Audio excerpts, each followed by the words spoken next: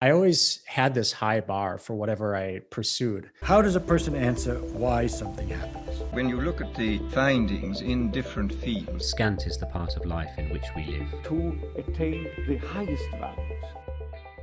But I think being able to try a lot of things. I was also in sports, played baseball, basketball, and it was sports and art for me. It was just one of the two essentially. And, they let me explore that too. And I wasn't going to play professionally, but I think it allowed my brain to kind of just embrace multiple things. And they never really said no. Like there were certain things like musical instruments that maybe we couldn't afford.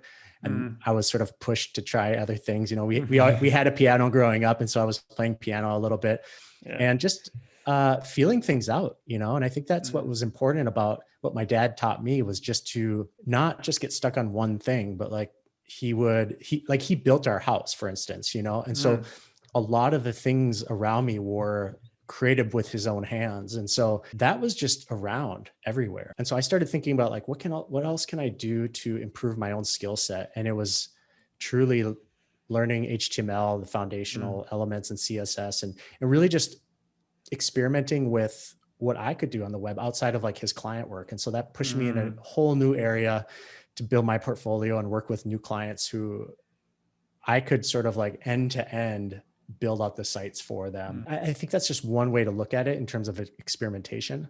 I had already built up a photography as a skill set by then. And so I was able to start thinking about bringing photography online and testing out like just visual impact that it could have, in design. So there was just skills that I had kind of built up without thinking that they'd play a part and just be able to incorporate them because I was trying out so many things.